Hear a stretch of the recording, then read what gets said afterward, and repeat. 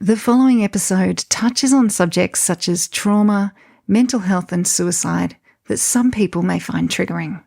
Please take a sec and consider who's listening, and that includes you. And remember, if you need to chat things through, please call Lifeline on 131114 or visit beyondblue.org.au. Rescued is a podcast of conversations with rescuers and those who've been rescued. It's about the lessons we learn about ourselves, the places we go and why, without judgment or shame, to help us have better adventures, manage risk and deal with the unexpected. Dr. Kate Baecher is a clinical psychologist specialising in trauma in high-risk or complex environments. Behind all her training and experience, serving with the military and working in civilian life supporting critical incidents, she's someone deeply connected to nature, where the wild place is her happy place.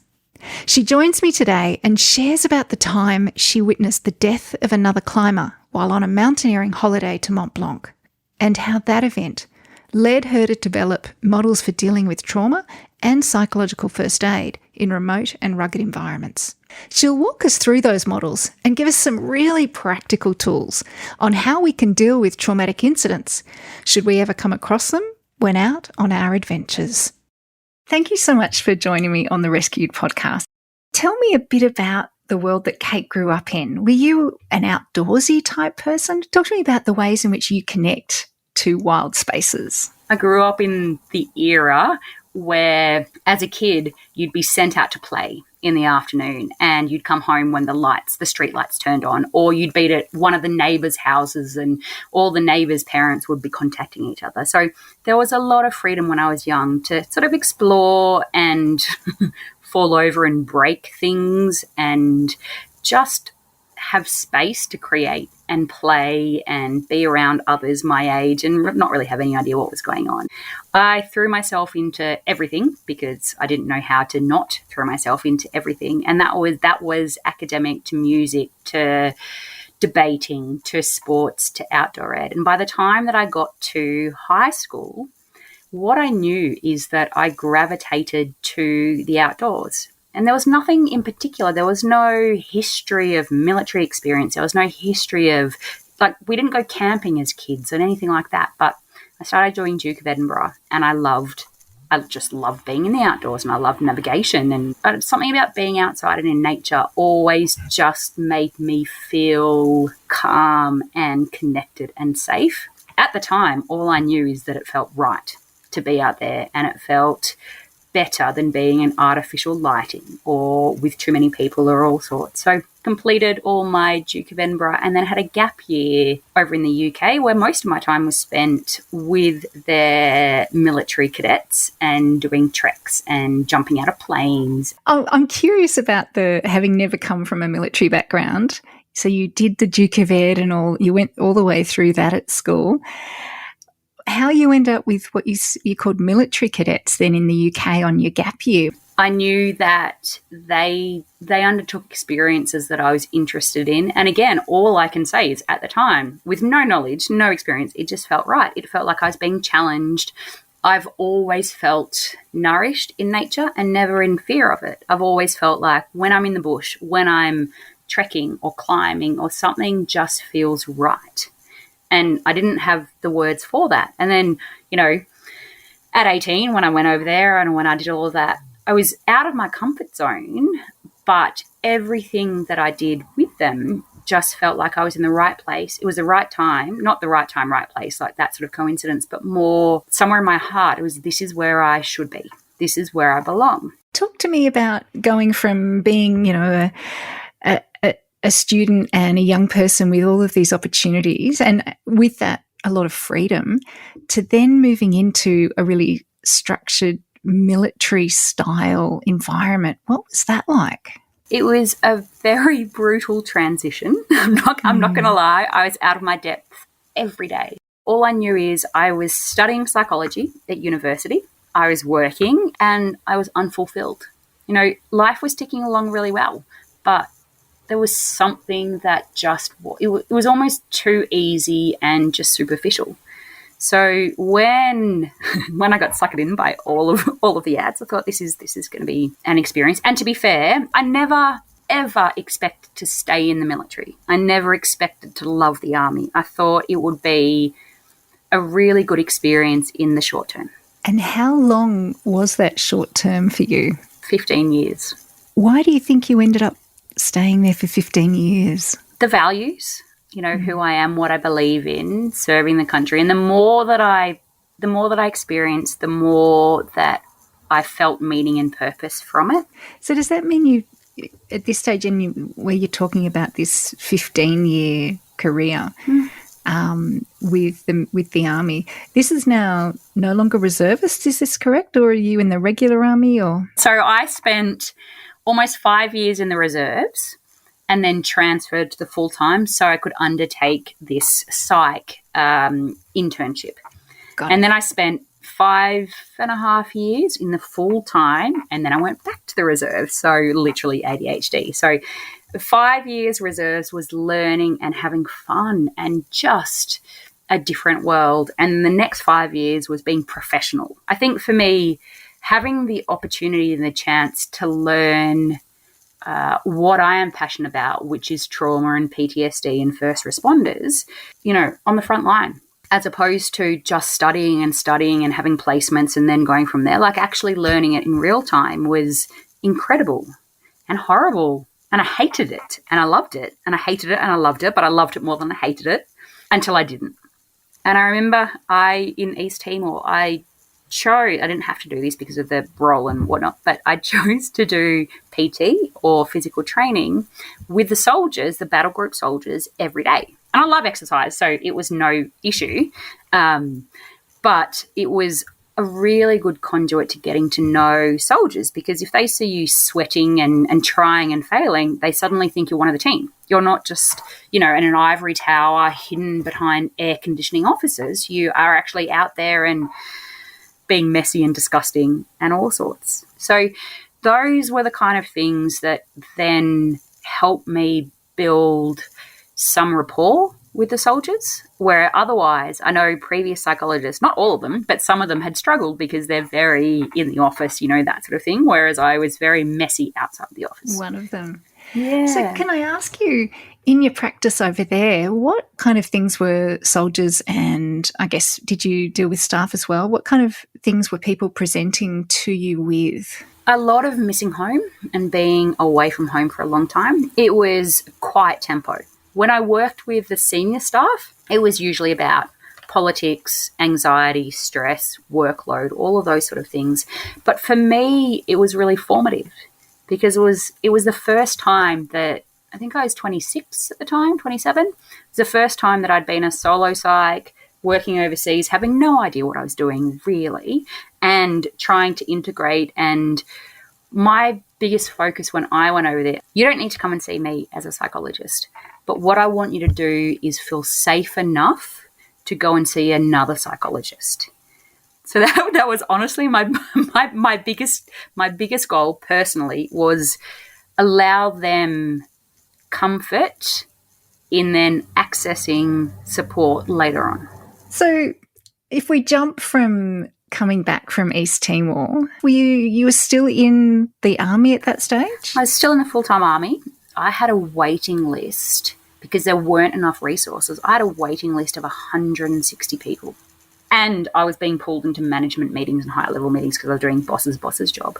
And ethically, I couldn't sit with that because I wasn't doing anything. I was sitting in meetings doing nothing, and the people that needed help weren't getting help. So that's why I wanted to leave, because I knew that if I was an external provider, I could at least provide support to the people who needed it, as opposed to sitting in a lot of bureaucratic meetings and achieving nothing. So that's kind of the tipping point for me, was like, can I do more good outside of the organisation for the organisation, or within the organisation for the organisation? So was that, I guess, a launch pad for you to go into private practice? Yes or no. I left and I didn't know what I was doing. I had no idea what I wanted to do. I thought I wanted to do clinical psych. I didn't know. I knew that private practice would be okay. So I then worked as a trauma psychologist throughout Sydney for a few months, which was enlightening. And all you hear is this is happening here and this is a crisis here and this is a crisis here. I would be sent on site to all of those crises. But I never knew there was so much batshit crazy trauma stuff that happened in the city. It was like a guy has just been squashed by a refrigerator in a factory. Go and sort that out. Or a woman has just been sitting in her car in a multi-story car park at lunch and she saw a body fall in front of her. Go and sort that out. So can we, stepping away from your military experience, in terms of you just wanting to go back in a recreational sense and connect to wild places, was that something that you went to as your way of coping? Always. I mean, it helps that I'm an introvert. And so, being away from people, being away from humans is a lovely and very nourishing thing for me. I came home from Afghanistan and at that stage I lived in Sydney and came straight to the Blue Mountains. Every time that I've had significant stresses in my life, I've come straight to the Blue Mountains. Not the Blue Mountains specifically, but going to the bush where my whole nervous system decompresses, where I feel like I can reconnect with nature, with history, with everything, and not have the chattering in my head or anything else. So we've heard about your military background, your free-range childhood, and how being in a wild place makes you feel and what it does for you. Talk to me about a particular experience about a time you went to just try and connect. It wasn't as part of work or military, and something happened. It must have been around 2011, I think. I went to Chamonix in France to learn how to mountaineer properly. The aim was at the end of that period to attempt to climb Mont Blanc. It's a non-technical mountain, but it's also probably the most popular mountain to climb in France because it's non-technical. It's like a long, hard slog uphill. So you get a taste of the goodness, but without having to have so many technical skills. People who maybe aren't that familiar with different outdoor pursuits, can you just explain some of the skills that go into, like physical skills that go into mountaineering? So it's more than just walking up a really, really steep hill, isn't it? It is a little bit of everything. So it is walking up a very steep hill, but you're wearing crampons, so the boots with spikes in them. It's on snow and glaciers and rock as well. So it's a combination of different terrains. You're roped up with at least one other person for safety in case somebody falls. And there's quite a big risk of either falling in a crevasse or falling over the edge or rock fall or just a range of different risks that come with being high up in unstable weather conditions. So what kind of people are drawn to get into mountaineering? People who want to challenge themselves and be out of their comfort zone. People who want to connect with nature. Some people do it for ego because it sounds sexy. It's really not sexy at all when you're actually doing it. It's the opposite, in fact. But it's a way to feel alive. And in a world of comfort and convenience, there's something pure and raw and unfiltered about being up on the mountain. You can't control the weather. You can't control the conditions. You can't control what the mountain's doing. You can't control the rockfall. So it simplifies life and it forces you to focus literally on what you can control. And that in this world, the world which is so full of noise and chatter and busyness and all of that, it's simple and it's pure. So take us onto the mountain in Chamonix. Essentially, I was up on a ridge and we could see opposite to another ridge which we had to get across to. It was about 150 metres away. But to do so, you had to traverse across a very steep section where it's notorious for rockfall. And depending on where the sun is, how hot it is, that increases the likelihood of rockfall. So it's known as the most dangerous part of the actual climb, of the mountain experience itself, just because there's so much uncertainty and there's so many atmospheric changes that you have to navigate, and particularly with climate change, et cetera, et cetera.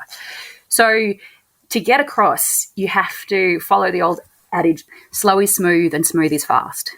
You have to get across there very quickly, but if you don't do it slowly and smoothly, again, you're at risk of just tumbling off or being hit by a rock or, you know, a thousand other things. How long? What's the length of this section? Oh, it would have been about 100 or 150 metres. So you could see the end. So it wasn't sort of an unending thing. You kind of knew where it was, and we were paced, and obviously with a guide, we're all roped together. And in fact, there's actually some fixed ropes along there that you can clip into so that, it sounds terrible, so that if you do get knocked off by a rock, you just spin around the rope rather than going all the way down. So it's the fact that is there is quite telling in itself. So we were standing up. It was myself, a French guide, and a climbing partner who I'd only met on that trip. We were roped up together and we were standing on the first ridge line. As you do, I was just looking around and enjoying the view, and we were having a bit of a breather. And you know those moments where you see something and it takes a few seconds to compute that you've just seen something, that you don't, you know, something has just happened and you've just watched it peacefully, and it's not until a moment later you just think, oh dear God, what? That? Like it takes a moment. So I was standing there just daydreaming and enjoying the view and being able to stop and actually breathe for a moment, which was also very nice. And suddenly over the other side, I saw a person who was in red, and it looked like they just fell. And they fell a few metres, and they were directly across from where we were, but on the other side. And they fell and they bounced and bounced and kept going down. And then suddenly they ragdolled. And then from there, the pack fell off, things fell out of the pack, the body just kept going and right down the bottom until it just hit and was in a pile down the bottom. And it was, I want to say I was shocked, and I was shocked, but not in the form of, you know, medical shock. It was just so unexpected. And I suppose because I was such a beginner, I sort of assumed that, wrongly, assumed that it was quite sad. I knew the risks, you know, cognitively knew the risks, but I never thought I'd observe that on that mountain at that time. So French guide, an exceptional technical mountaineer, an alpinist, he called in helicopter rescue, and it was in French and all that sort of stuff. And so we waited there while the helicopter came, and it came, and this is the part that I remember as well. You know those, I can't remember what they're called, those games outside the supermarket and kids' arcades, where you put in $1 and a claw comes down and tries to pick up a toy? Yeah. That's exactly what it looked like. It came in. There was obviously, I now know, there was no chance that the person could have stayed alive, could have recovered, anything like that. So they literally just went down and with this claw picked up the body and flew away with the body sort of in the claw. Like it wasn't people winching down and putting them in a litter. It was actually a mechanical. It was a mechanical claw that picked up the body. So it was body retrieval. It wasn't rescue. And so I assumed that the guide had called in for body retrieval rather than for rescue. And, you know, with his experience, he would be able to know what is going to be a fatal fall or not. And what was the distance, do you estimate, that this person fell? Oh, maybe 200 metres. And then, you know, and the other sort of things, the clothes that had fallen out of the pack were still left and scattered and, you know, all sorts. So once the helicopter flew away, the French guy just turned around and said, all right, let's keep going. And the climbing partner and I were just befuddled by the whole thing. Can I just ask, how long did that take from when your guide made the phone call? Because I'm guessing you were actually in an area of coverage, phone coverage, until the claw came. Less than 5 minutes. Oh, wow. Okay. So really, really quick. And so we then went across the Coolbar. We locked ourselves into the safety that was there, the fixed ropes, and walked across. Thankfully got across very safely. And the friends, the climbing party, were still there and were just frozen. And we stopped. I sort of tried to speak to them, and they weren't very communicative. And the guide, honestly, he just went past them and said, "Let's keep going," which is a very French thing to do, I've subsequently found out. And so we kept going. And, very much on autopilot, just step after step after step. But the climbing partner that was with me, he went into a degree of actual shock and he shut down. He was crying and could hardly walk at times. And he got to where we next needed to go, but with a lot of kind of cajoling from the guide to get there. The guy didn't stop and say, "Hey, this is what's happened and we're going to do this and then we're going to sit down and have some time and go through it and whatnot." The guy was just on a mission to get up to the hut. So we got up to the hut. I was still kind of just in my head thinking, what have I just seen? Like what what is this guy doing as well? And it was my climbing partner who, again, once we got to the hut, he what we call psychologically decompensated. So he just fell apart. In an actually a very normal and quite healthy response to something that we'd just seen. That's something that was so unexpected to see. What subsequently happened was we stayed overnight. He went down the mountain with another group because he just couldn't continue. I went to continue up, but because of the weather change and things, we only lasted another day and had to go down anyway because of the conditions. So we never summited, which I actually think is a good thing, because I don't think if I had got to the top of it, I don't know that I ever would have climbed again, because it was just felt, I suppose, sacrilegious, really, continuing on and not respecting and honouring what had happened. So I went back down and spent the next few days just in a daze, just, as baffled by what I'd seen, as baffled by the guide's behaviour and the general attitude towards death in the mountains, which is something that I hadn't considered before. I mean, I was still so brand new, and I knew death happened. You hear the stories, you hear about Everest all the time and the Himalayas, but to sort of see it like that, so fresh and so early on, and then to see the general, and it wasn't rude what the guy did. He did everything right according to, he called in the rescue. He made sure that his clients, that we were as safe as possible, and, that sort of thing. But it was a lesson in life in the mountains, literally, or death in the mountains. It was a lesson in this is a real risk and a real danger. And there is a level of acceptance that high-level mountaineers have that, death is more than a possibility up there. It turned out that 7 people died on that mountain that same week because of condition. One person just got blown off the side. The reason there is such a high mortality rate on Mont Blanc is because it's one of the most accessible mountains. So more people climb it. It's not a technical mountain, so people take risks in atmospheres and environments that they don't necessarily understand the gravity of their choices as well. So, it's the human element, the human decision-making element, as well as the risks of the mountain, I think render it one of the more dangerous ones. So much in that just echoes, people coming to grief on, easy walks because they just think it's going to complacency. Be the complacency part, and also the ego part that you mentioned before. It's like, it's so non-technical. Maybe I can go without a guide. I've done a few trips. I'll be fine. Again, absolutely. That sort of complacency stuff. Did you reconnect with your climbing partner when you were back down the mountain? Only briefly. I think we had ice cream together, in fact, just to make another weird little twist to it. He was doing much better when he got down. I don't think he's mountaineered ever since. I don't think he's climbed ever since. He actually lives in Scotland, up in one of the really remote areas. Actually, no, he has. He's climbed Aconcagua, which he didn't enjoy, but he said was much safer than anything with snow on it. So I'm glad he did that. It probably wouldn't have been until 7 or 8 years later that he actually did that.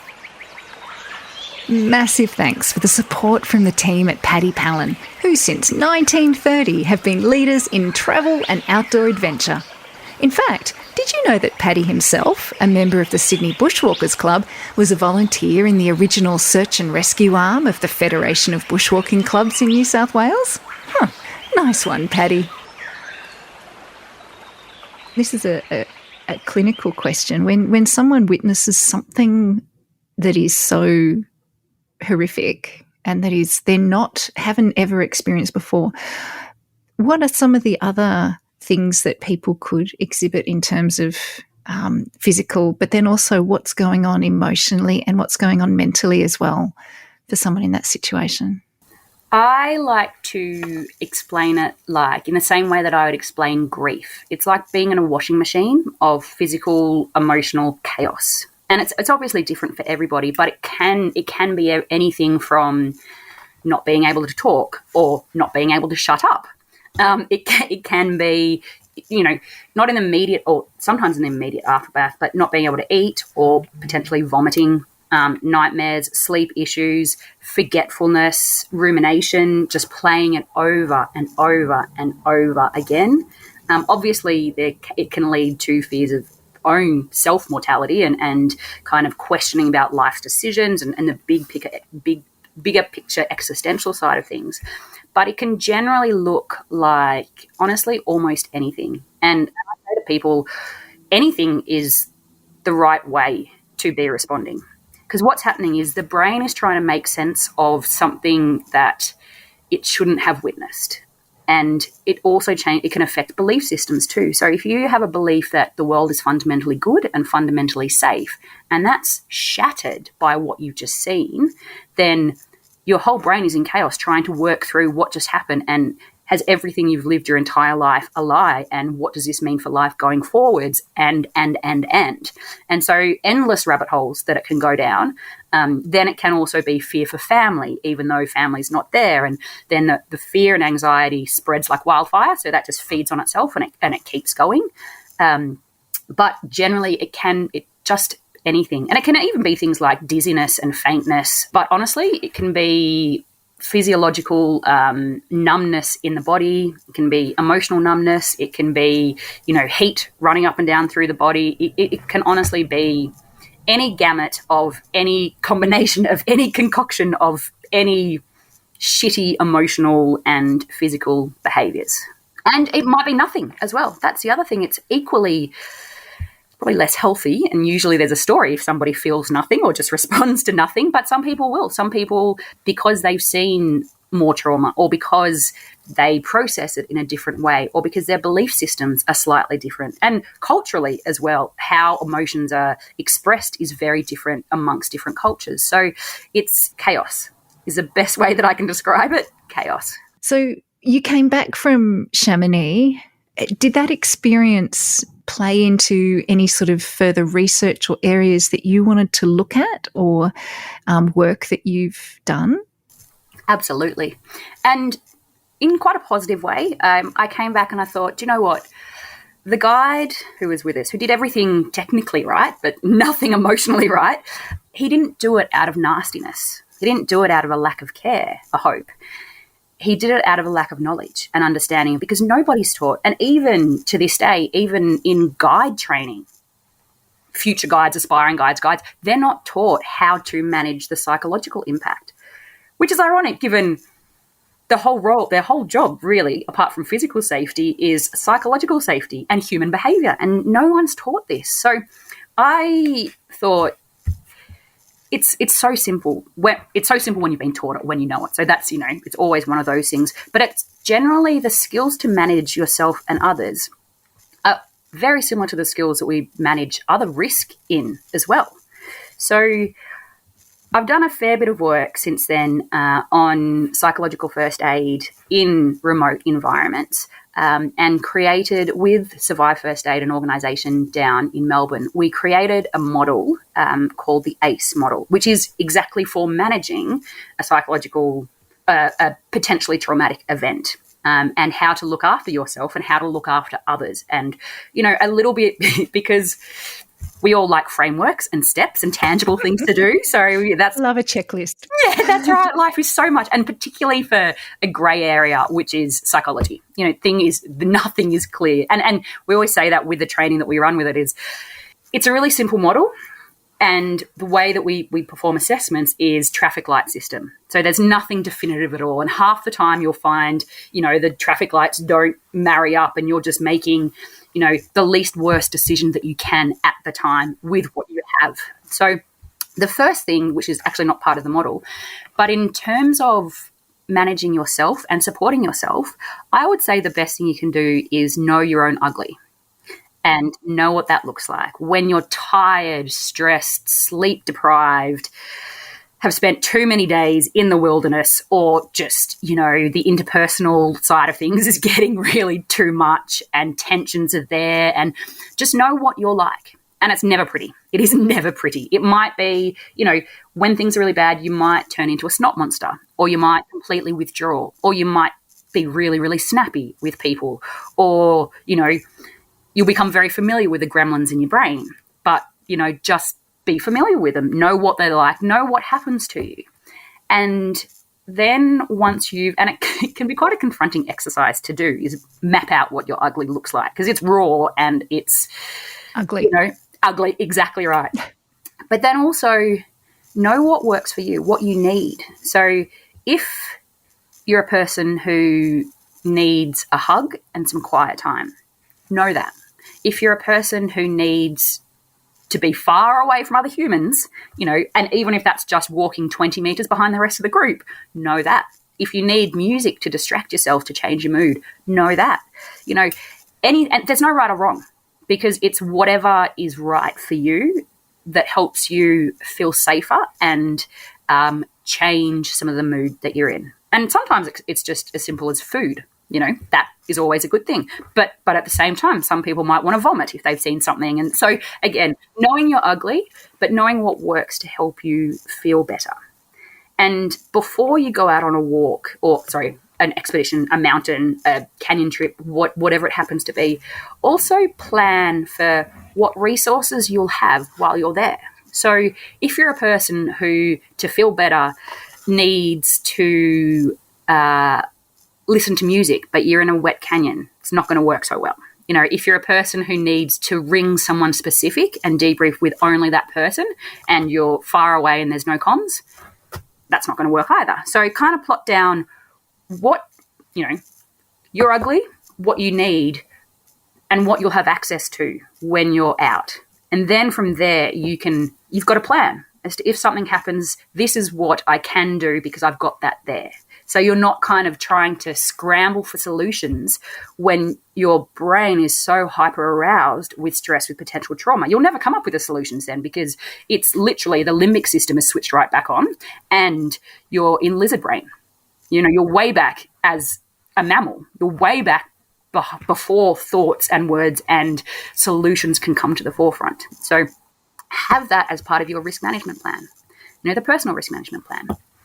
So good. So good, Kate. But so simple. It's so simple. That's so simple. And also it's everything that we do for physical things as well. So it's exactly the same sort of process that we know. If you're going into an area where there's a risk, if you've got, even for example, a bad ankle, think about what you're going to need and what you're going to have and what you can do, and put that into your first aid kit. Those sort of things. So it's, again, that, but just on a personal, emotional sort of level. Is there anything more on the personal side that we can do to set ourselves up for success if trauma happens, to us or to our group? Absolutely. It's quite a negative, it feels a very negative planning tool that you can use. It's worst case scenarioing. Love it.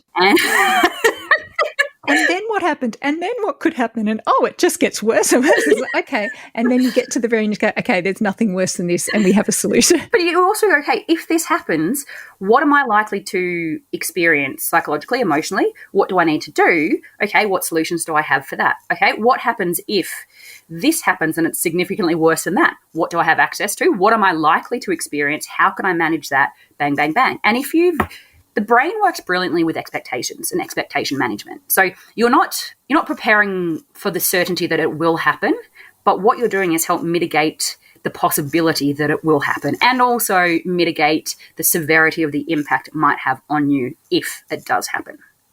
So that's actually a really good exercise to do for all things that, you're worried about or scared about, or there's anxiety in around and things. And because often when you do write down the worst case scenario and the realistic worst case scenario, then you look at it and think, in the moment, I can solve this. I do know what to do. And somehow that's very empowering as well, so that when you set off, you think, I planned for all these ridiculous outcomes. Hopefully none of them ever happen, but I'm now confident that I've got some mechanisms to move forward and manage it.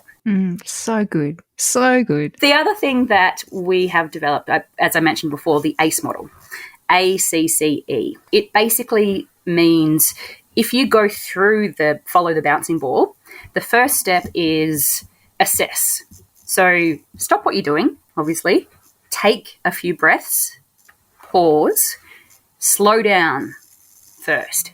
What we do when we're stressed and anxious is speed up. So make sure you stop and slow down. Sit down if you need to sit down. And there's 3 assessments that you can run through.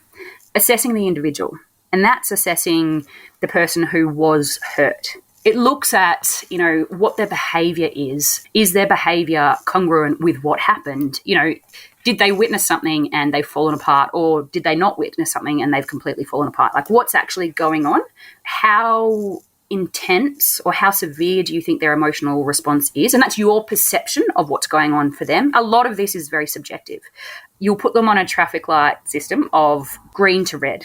Are they closer to red, where they might be completely shocked, unable to speak, almost paralyzed, unable to move, or you can't even communicate with them because the distress is so high, all the way to green, which is still functioning. Are they closer to being fine, or are they very not fine? And that's the 2 ends. And then there's more letters after that. Where do we go after A?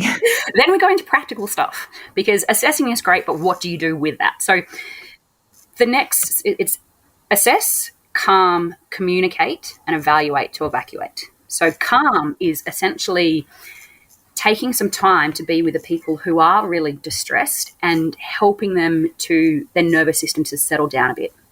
And there's many different ways that you can do this, but really, really simple ones is sit with somebody and let them experience the emotions and do deep breathing with them.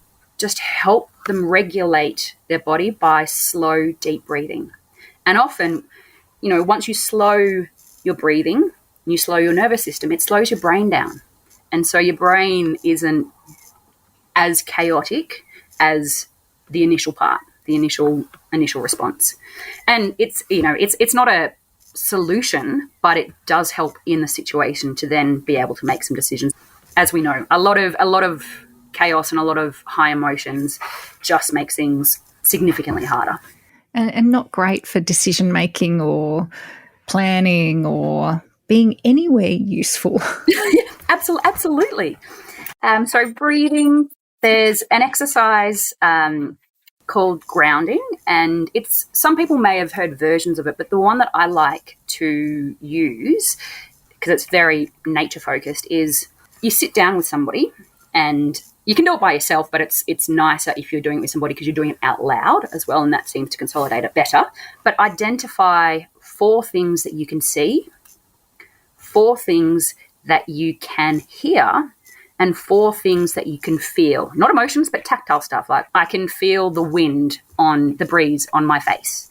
And so you do 4, and then 3, then 2, then 1 of all of them. And it forces you to be out of your head because you're observing and you're noticing and you're not in your thoughts. You're literally trying to identify these things out here. And in doing that, again, you're slowing your brain down. So, and the other one is distraction. And it's what guides often do, and we all do in the outdoors, which is give someone a job to do.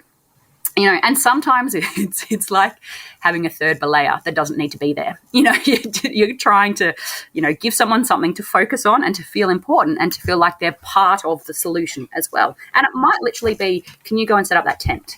Or can you go and sit with a person? If someone's very distressed and someone's not so distressed, it might be go and sit with a person who is distressed and ask them about their favourite holidays. Probably not the holiday they're on right then, but, ask them about things that they might be interested in. And you're literally, again, just trying to distract them from what's going on around them and from their head. They're the quick and easy ways to hopefully help to calm somebody down. And so after calm, what's our second C there? Communicate. And it's just how best to communicate with somebody who's in shock and distressed. And that's by speaking to them clearly, loud enough that it's not shouting at them, but it is, and making sure you're speaking to them quite slowly as well. Again, everything will speed up when you're in that situation. So intentionally slowing the pace of your speech down, which will make you feel very awkward and uncomfortable, but it really helps the other person to focus and to listen in on it. Just enough that you can reassure them that they're safe, that the situation's under control, and that it's being managed. So good. Can I just make an appointment for any time that I'm in a group where trauma is experienced, unfortunately? Can I just book in? Can I just make sure you're there? Yep, I'm around. Yep. Great. Okay. But we laugh, like that's literally what I do. Like this is kind of my specialty, either in the wilderness or just in normal clinical practice as well. Because I think with trauma, a lot of it is just understanding what you're going through and knowing that what you're going through is horrible and a little bit terrifying, but normal and healthy and adaptive. And if you know that, then it reduces the fear of I'm going to lose my mind, I'm broken forever, what's next? So if you kind of expect, one of the things that we'll go into after this, but if you have an expectation of not just what your ugly is, but what trauma chaos could look like, then when you hit it, you're like, okay, this is awful, but this is part of the process. It's simply part of the adaptation process to what's gone on. So it's not unsafe. Do you have a personal story about an incident or time during an outdoor trip when something didn't quite go to plan? Maybe you got lost, injured, let down by some gear, or something else. Look, honestly, it can happen to any of us at any time, regardless of how experienced we are. And it's by sharing these stories that we can all learn and help avoid them in the future. If that's you, I'd love to hear from you. So please drop me an email to rescued@lotsofreshair.com. That's LOTSA freshair.com. Take us to the E, Kate. Take us to the E in the acronym. So the E is evaluate to evacuate. And what that means is doing one more quick assessment. And that is doing a renewed quick assessment of the individual who's at most harm. Because you're obviously an amazing communicator and have calmed them down beautifully, maybe they've now gone from the red to the yellow. Maybe they've gone from the yellow to the green. Maybe they haven't. Maybe they're exactly the same. But if there has been a change in their psychological state, that's when you can go, okay, now I can properly evaluate whether this person in this group can and should continue or whether we should all leave. So giving them a chance. And if they're obviously in the red and nothing has changed and the group and the environmental assessments won't change either, so it's mainly just reviewing the individual one, then you can make a decision. Green, good to go. Red, not so good. Most of the time you'll end up somewhere in the middle, which can be very, very frustrating. But it's not too bad because, say, if you're orange to red, we'd say evacuate, ultimately. If they're less than that, we'd say can stay in position and monitor. And if you choose to evacuate, there's a nice little handover that you can give, which is the same. It's pretty much similar to the I missed for the AMBOs. And if you keep them in place, then the next step is to monitor them and come up with a bit of a plan. So that's just, again, checking in with them as regularly as you want to. It might be once a day, might be once an hour. If it's once an hour, they probably shouldn't be there if that's what they need. But monitor them and know to see what the trigger was, but also what worked. Did it work? Did the breathing help? Did the grounding help? Does talking, are they more comfortable if they're allowed to just talk and talk and talk and talk? What works? And write that down into a plan. So once you write it down or put it in your phone or anything like that, then you go, cool, every day I'm going to check in about this, and also every day we're going to do breathing together. Or, it might be, you're really good if you've got something to do, so, you can be the navigator for this, but I'm still going to check in with you all the time, and we're still going to do breathing and, and all those other things as well. So that's essentially it. If you decide to keep going, just have a little bit of a plan to keep an eye on the situation, because it can change at any time. And if you're evacuating, if you're finishing or getting rid of them, that sounds awful. But if you're choosing to leave, or somebody else is choosing to leave, then that's it. You do the handover and there. But it's almost after that fact, after the event, after you've done the potential evacuation, after the monitoring, when you actually stop and allow yourself to decompress, that's when other things come out. And it's very, very common for people to compartmentalize and to cope through the event, but when they get home at the end of the expedition, start to just not feel right, or they can't sleep properly, or, things just aren't settled, or concentration is a bit out of whack, and just feel a bit off. And that's when it's really good. And again, I've got a really lovely flowchart. I call it the sexy flowchart because it's very pretty, about when to seek professional help and when these things are normal. So for the first 2 weeks after an incident, it's really normal to be responding and have all these symptoms and all this chaos to varying degrees. Completely normal, because your brain's adjusting, adapting, and going from there. Really shitty, but really normal and quite healthy. From 2 to 3 weeks, they should start to reduce in either severity or in number of different things, and particularly if you're doing the right things by eating, sleeping, exercising. 3 really simple things. If you can get those back to your pre-expedition routine, that helps. It helps your body to trick your brain into knowing it's safe and things are normal and you're in the normal routine. So it lets it kind of unwind and helps to process what's happened. After 3 weeks, if nothing has changed, consider seeking help, professional help, either through a GP, through a psychologist, and even just informally with a friend or a peer who hopefully will then say, go and see somebody else, or let me come with you to just make a call. And that's it. And sometimes it just requires 1 or 2 sessions with a site to help that further along. But the reason, if it gets to 4 weeks and things aren't right and they're not improving, or they're getting worse, if they're improving a little bit, that's fine. But if they're not improving at all, definitely seek help. 4 weeks is when PTSD can be diagnosed. And it doesn't take a lot to potentially mitigate that outcome. And if we can address it when it's early on, then, people don't often see psychologists until they feel broken, ultimately, so far gone. And then it's so hard to come back, and it takes so much more time to heal and recover from it. Whereas early intervention, and that literally just might be, am I okay? Am I losing my brain? Is this normal? Sometimes that's enough for recovery and just that safety that comes with it. So after an event, just notice how you're going for the couple of weeks and be gentle with yourself. Do good things that are for you. If you want to talk about what happened, do talk, but only talk to somebody you trust, and only talk when you're ready. Okay, don't be forced to talk about it. If you're forced to talk about it and you're not ready, and it's with someone you don't trust, again, that's just going to cause more harm than good. And we know that because, in fact, for many years, best practice trauma model was talking about an incident immediately afterwards, and they found that actually caused more trauma than reducing trauma. And it was a group model, because what would happen is you'd talk about it and then you'd hear everybody else's version of it, so you're just being re-traumatized by their version on top of yours as well. So talk when you're ready and when you feel safe, and to somebody that you feel safe with. And that actually might just be your dog. Sometimes they are the best listeners and the warmest, most judgment-free companions. Especially if you've got some treats. Exactly. And, you're going to be a snot monster and crying, and they're just going to be loving you anyway.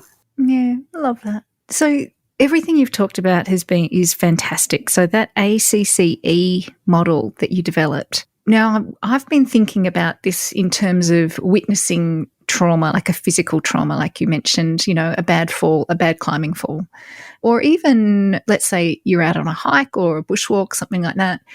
Someone falls down, slips down off a bit of exposure, that kind of thing. Or there's a broken bone. There's something physical. Does this same model, can it also be applied to somebody having a psychological emergency, a mental health emergency in a wilderness setting? Yes and no. So what I've described so far is psychological first aid, which people often mix up with mental health first aid. Mental health first aid is different because it's somebody who has a pre-existing mental health condition. Now, this model can be used if they've got a mental health condition and there's whatever happens and it all comes out when they're in the bush, because it always does. But especially the know you're ugly and know what you need. I would say with a mental health first aid side of things, and I've actually written a chapter in a book that's being published shortly about this, is understanding the illness, the mental health problem, how it manifests for you, when it's likely to manifest for you, all those sort of things, and share that with the group as part of the planning. So this is who I am, and this might happen, and I'm going to be messy, and this is my ugly, and when it comes out, that's this. This is what I need at the time, but if it gets more severe, this is who you need to call here, at this stage.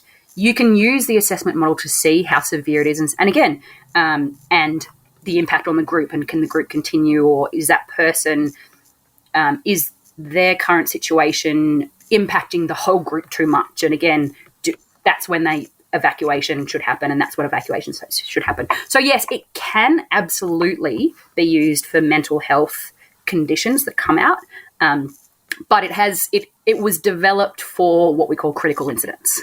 So I think the best thing for the mental health condition side of it is usually it's stabilisation and support, and that's different for every person and any different mental health condition that it is. Very different anxiety to depression to if trauma, they've got pre-existing trauma and that comes out. But they'll usually know, unless they've suddenly developed a condition while you've been out there, which is uncommon but does happen.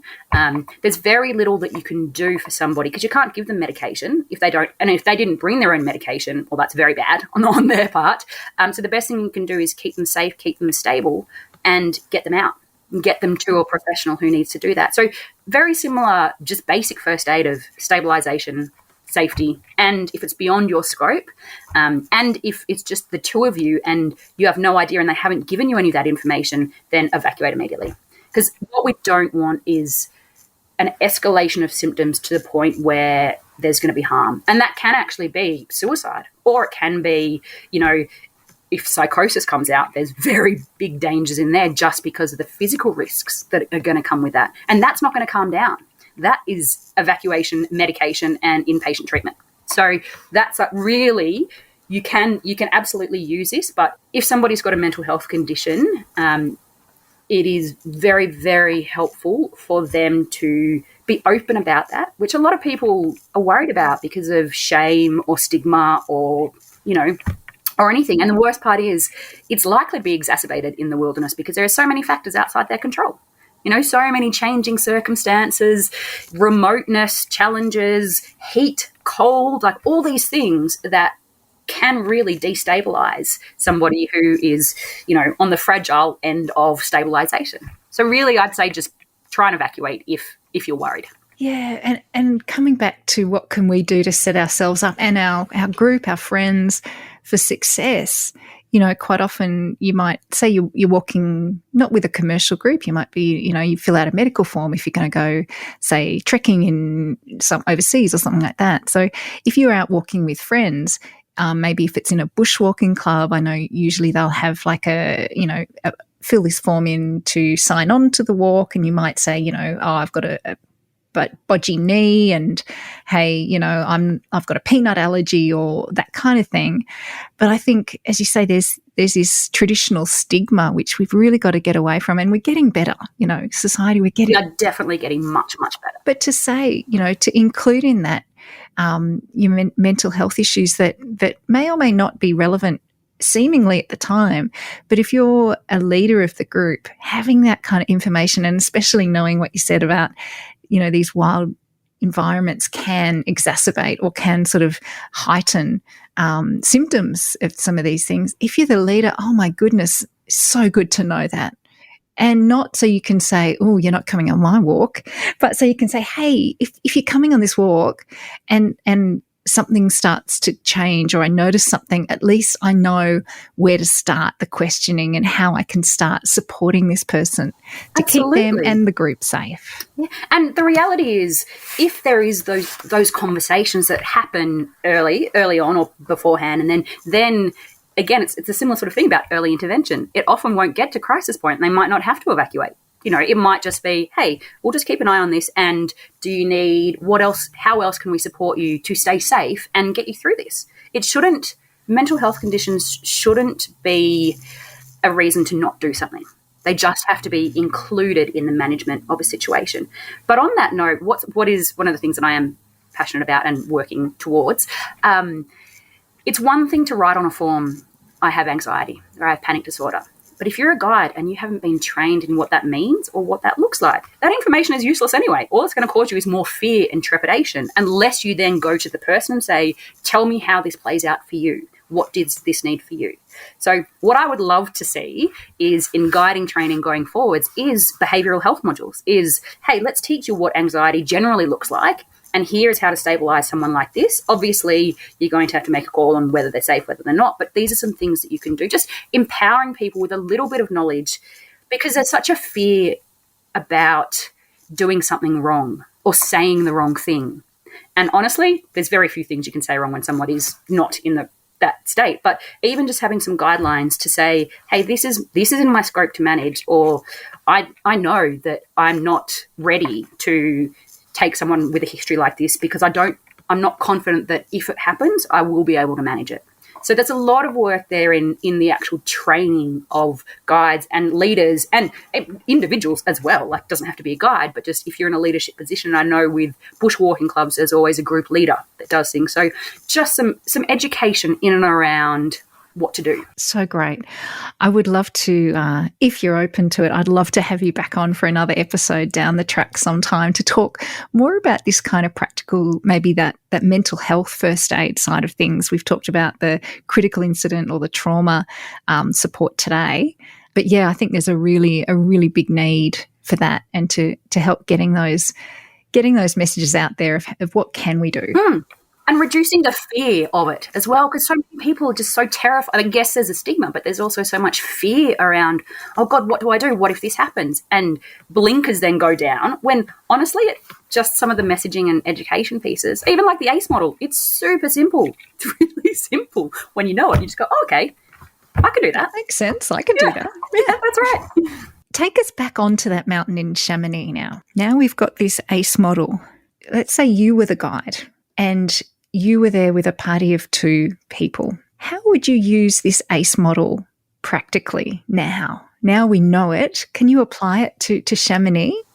Absolutely. And in all honesty, it's not too different from slightly different from what happened, but I would basically, obviously, because I'd be a great guide and call in helicopter rescue and do all of that. And then I would actually go to the group that had been affected. I'd take my 2 clients and the group, and I would move them to somewhere safe. And that might actually have to be, if you're on a mountain, realistically, it might have to be the next hut, or it might be at least somewhere that they can sit down for half an hour and just be. Ideally, if there is a hut or a midway hut or an emergency hut, you get them in there. So physically, they are actually out of danger. And then I would look at everyone's different response and do exactly that. Who's responding in what way? What do they need? How can we give that to them? What then is the weather conditions? What's the group? What's going on? Also, what are the resources? Are there other groups that if someone needs to go down, but someone still wants to go up? Are there other groups that I can attach the team to, or attach various people to ensure their safety to get down while still having to do, doing my job, all that sort of thing.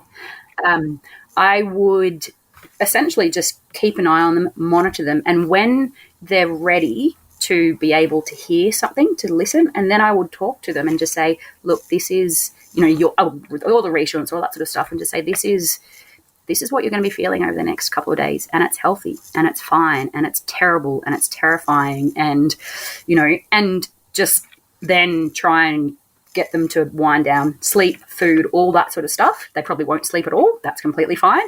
And then the next day do the same thing. A lot of reassurance, a lot of just being there and normalizing what's happened, and then doing the logistical safety thing in terms of, okay, what are the next steps to get these people up or down and around from there. I'd come back down. Once I came back down the mountain, I'd check in on them and say, how are you going now? Have things changed? There's obviously shock, there's grief, there's all these kind of things. How's your appetite? But again, just normalizing and making them feel like they're not alone and they haven't just been discarded as well. And then, because I'm a nerd, what I'd probably do is write down, because, when there's lots of emotions, you don't take in words anyway, you don't hear anything. So what I would do is write down or send them, over the phone or something, just say, this is what's normal. This is what you're going to experience over the next, ideally I'd give them a sexy flow chart and say, this is what's normal, because that's nice and easy. It's tangible. They can look at it. They can follow it. They can be like, yeah, it's something there. And so that when they leave, they know what the trajectory is, what they're experiencing, and what to do if things change or don't change. Great. Again, I'll just like to sign up for your mountaineering course in Chamonix. Never been. Could be nice. Oh, yes. I can highly recommend it. Excellent. So in closing, is there anything else that you think would be really helpful for us all to learn about being a party to or being involved in an incident that could be traumatic, how we can best cope? Any other little nuggets of gold, which I'm sure you're full of nuggets? Well, in this case, I honestly think the best thing that you can do is be there for somebody, and you'll be uncomfortable because lots of emotions around you are always uncomfortable and chaotic and things. So if you can keep yourself calm, as calm as possible, other people will respond to that. And they'll also just respond to your presence, the human side of things. There's one thing that it's not contentious. Sometimes when you're reassuring somebody, if they're sitting on the ground, sit down or kneel down with them. Don't stand above them.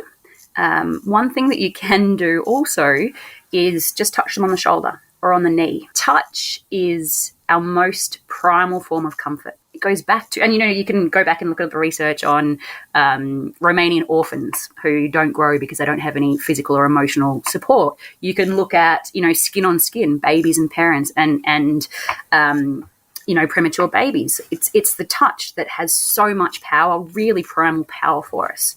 So don't feel afraid to do that. And if somebody doesn't like that, you'll know really quickly. So retract that. But often just a touch on the shoulder, on the knee, good eye contact, that makes a world of difference because it helps them feel seen and feel safe. So, Kate, where can we hear more about you, or where can we read more about maybe the work that you're doing, or maybe someone who's listening is, involved in an organisation or some sort of place where they'd like to get in touch with you, maybe, work with you in some way? How can we find that?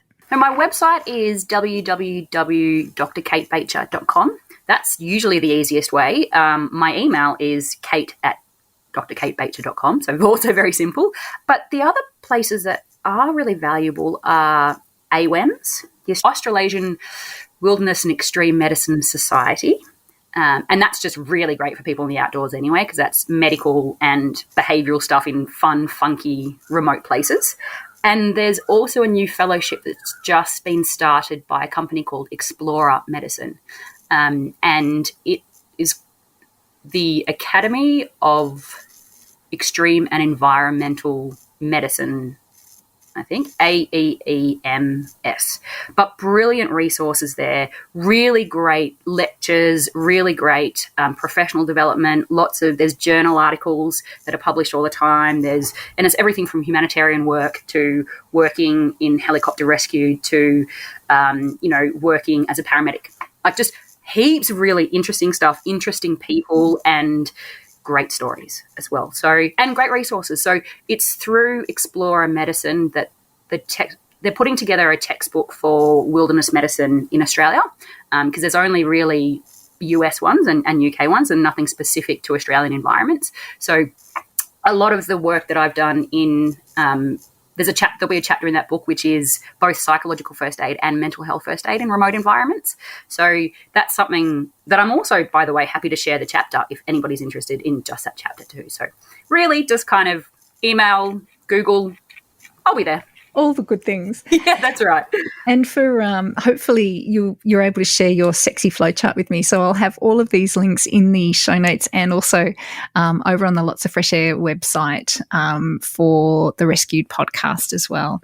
Kate, thank you so much for your time today. Thank you for all of the work that you've done over the years in research and in working clinically and military and all of the good spaces where you find yourself. Thank you so much. And I look forward to, having you back on and diving into some more juicy talks. Everything juicy about mental health, death and outdoors. I love it. But no, honestly, it's been my privilege to talk to you and to come on. So I'm really grateful. Thank you so much. If you've enjoyed this powerful story or one of the many others from my super generous guests, you can help more people connect and hear these valuable lessons simply by leaving a 5-star review. And why not even click that little bitty share button on your podcast app and help your outdoorsy mates find it too. The Rescued podcast is produced on the unceded lands of the Gundungurra people of the Blue Mountains of New South Wales. I pay my respects to the elders past and present and acknowledge their enduring connection to and care for country. Special thanks to our sponsors, Paddy Palin. This has been a Lots of Fresh Air production.